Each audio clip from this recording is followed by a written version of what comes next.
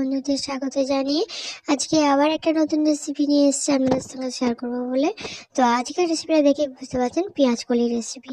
তো আমরা সবাই পছন্দ করি গরম ভাতের সঙ্গে সামনের পাতে একটু কিছু ভাজা বা চচ্চড়ি খেতে পছন্দ করি। তো যাই হোক, আজকের বানাবো এই পেঁয়াজ কলির চচ্চড়ি। তো পেঁয়াজ কলিটা প্রথমে দেখুন এইভাবে খুব ছোট নয়, একটু ছোট করে কেটে নিয়ে আমি একটু গরম জলে ভাপিয়ে নিচ্ছি। তো এটা ডিরেক্টলি করা যায়, আবার একটু ভাপিয়েও করা যায়। তো আমি যেহেতু বেশিরভাগ একটু সবজি আমি ভাপিয়ে রান্না করি, যাই হোক পেঁয়াজ কলিটা আমি ভাপিয়ে নিলাম। তো এদিকে নিয়েছি দেখুন টাটকা সিম। তো সিমটা একেবারে একজনের কাছের, যাই হোক সিম নিয়েছি, আলু নিয়েছি, পেঁয়াজ, টমেটো, বেগুন নিয়েছি আর কাঁচা লঙ্কা। তো প্রথমেই আমি কড়াই গরম হয়ে গেলে সর্ষের তেল দিয়ে দিলাম, কারণ সর্ষের তেলে চচ্চড়িটা করলে বেশি ভালো লাগবে। তো যাই হোক জিরে ফোড়ন দিয়ে পেঁয়াজটা দিয়ে দিলাম। তো পেঁয়াজটা একটু নেড়ে চেড়ে দিয়ে দেবো সবজিগুলো। সবজির মধ্যে আলু আর সিমটা দিয়ে আমি আগে একটু ভেজে নেব, তারপরে বেগুনটা দেব।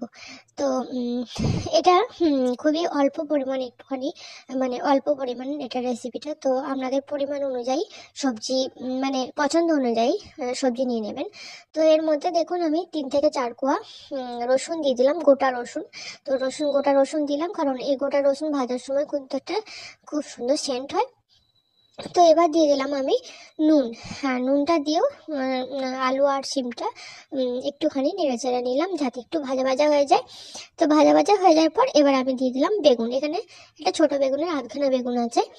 আর বেগুনটা দেওয়ার পর আবার একটু নেড়ে চেড়ে আমি দিয়ে দিলাম হলুদ গুঁড়ো। তো এখানে আমি হলুদ গুঁড়ো দেওয়ার পর একটু জিরে গুঁড়োও দেবো। তো হলুদ গুঁড়োটা প্রথমে আমি একটুখানি সবজির সঙ্গে মিশিয়ে নিলাম তেলের সঙ্গে। তারপরে দিয়ে দেবো একটু জিরে গুঁড়ো, খুবই সামান্য পরিমাণ জিরে গুঁড়ো দেবো। আর এটা ভাজা ভাজা দেখুন অনেকটাই হয়ে গেছে।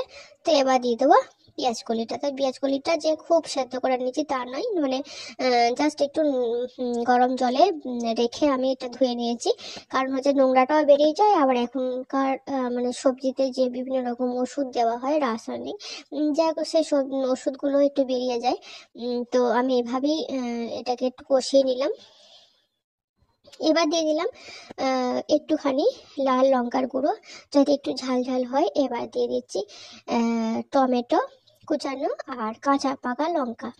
তো লঙ্কাগুলো আমি চিড়ে দিইনি, গোটা গোটাই লঙ্কা ফেলে দিয়েছি। আপনারা চাইলে লঙ্কাগুলো চিড়েও দিতে পারেন। তো এটা আমি একটু ঢাকা দিয়ে দেবো, যাতে একটু সেদ্ধ হয়ে যায় সবজিগুলো আর পেঁয়াজকলিটা, যেহেতু পেঁয়াজকলিটা খুব সেদ্ধ করা নয় তাই। তো এবার দেখুন নরম হয়ে গেছে পেঁয়াজকলিটা, আর সবজিগুলো সেদ্ধ হয়ে গেছে।